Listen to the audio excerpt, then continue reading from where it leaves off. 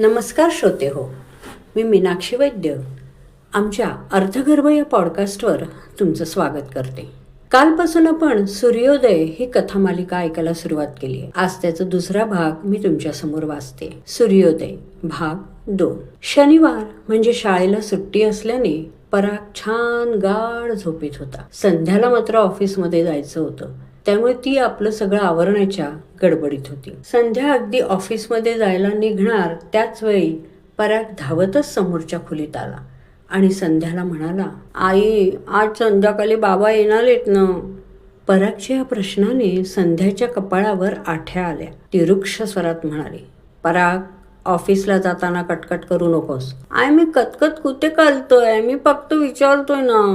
परागचा आवाज रडवेला झाला होता. लगेच रडायला नकोय. तुझ्या बाबांना तुला भेटायला वेळ नाहीये, कळलं ना? मला बाबांना भेटायचे, पराग रडतच म्हणाला. पराग, फारच हट्टी झालाय बाबा. काय करायचं तुझं या हट्टीपणाचं? अगं संध्या, परागला आपल्या बाबांना भेटायचंय, यात हट्टीपणा कुठला आला? आप्पांनी संध्याला विचारलं. आप्पा, तुम्ही आणि आईने ना परागला फार लाडावून ठेवलाय. अगं, तो कोणताही महाग असलेला खेळ मागत नाही अगं संध्या. आपल्या बाबांना भेटायचंय एवढंच म्हणतोय. कावेरीने मध्येच बोलण्याचा प्रयत्न केला. हीच मागणी माझ्यासाठी महाग आहे. काय बोलतेस तू संध्या? आप्पा आश्चर्यकारक चेहऱ्याने संध्याकडे बघायला लागले. आप्पा, मी खरं तेच बोलते. समीर जवळ परागला भेटण्यासाठी वेळ नाही, हे सत्य आहे. पराग, मी तुला 1000 वेळा सांगितलं ना की हे तुझे हट्ट पुरवणं मला शक्य नाही म्हणून. असा हट्ट पुन्हा करू नको, संध्या चिडून म्हणाले. समीर बाप आहे ग परागचा, त्याच्याजवळ वेळ नाही परागला भेटायला, असं कसं होईल? काहीतरी बोलू नकोस. आप्पा समीरची बाजू घेत बोलले. आप्पा, तुम्ही समीरची बाजू घेऊ नका. आप्पा, तुम्ही समीरची बाजू घेऊ नका. पराग काय, तो लहान आहे, तो हट्ट करणारच. तो रुसला की त्याला एक चॉकलेट दिलं की त्याचा रुसवा जातो, हे समीरला चांगलं माहितीये आणि म्हणून तो हेच करत आलाय. समीर जवळ 100-150 रुपये चॉकलेट मध्ये घालवायला असतात, पण परागला द्यायला वेळ नसतो. संध्या, समीरला थोडं समजून घे ग, कावेरी शांत स्वरात म्हणाली. कावेरी हे बोलताच संध्या भडकली. मी समजून घ्यायचं का? मीच का? तो का नाही समजून घेऊ शकत मला?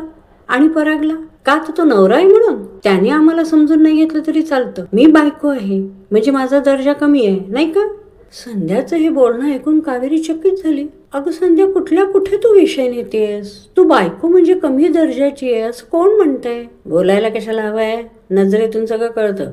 आजूबाजूचा समाज पण याच विचारसरणीचा आहे, म्हणून बायका बसतात स्वतःची घुसमट सहन करत. संध्या, हे अति होत आहे. लहानग्या मुलासमोर त्याच्याच वडिलांविषयी काय वाईट बोलतेस ग तू?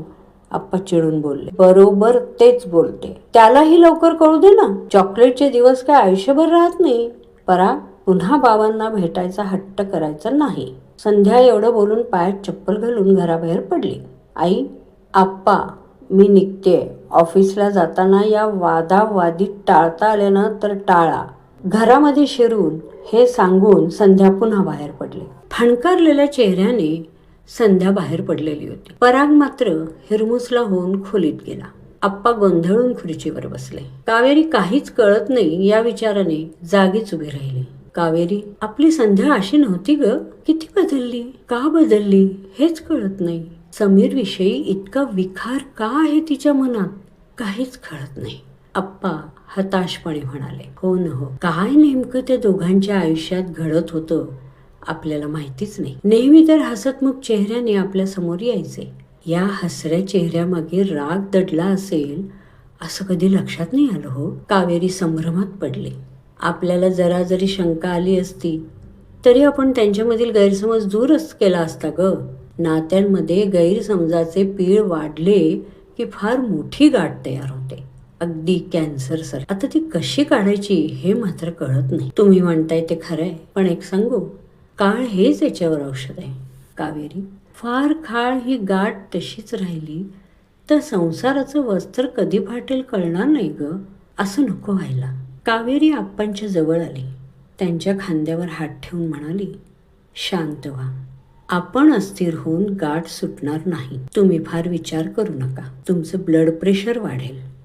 मी चहा करते, तो घ्या. नाश्त्याला काय करू सांगा? काही नको वाटतं ग. आप्पा थकलेल्या आवाजात म्हणाले. तुम्हाला एवढ्यातच व्हायरल इन्फेक्शन झालं होतं, लक्षात आहे ना? त्याचा थकवा अजून गेला नाहीये, त्यामुळे फार विचार करू नका.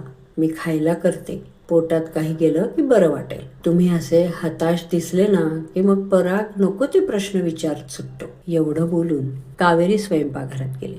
आप्पा मात्र खुर्चीवर मागे डोकं टेकवून डोळे मिटून शांत बसले. पण त्यांचं मन मात्र शांत नव्हतं. कुठे आणि कसा गैरसमज संध्या आणि समीरच्या संसारात शिरला याचा ते विचार करू लागले. काय होईल बघूया पुढील भागात.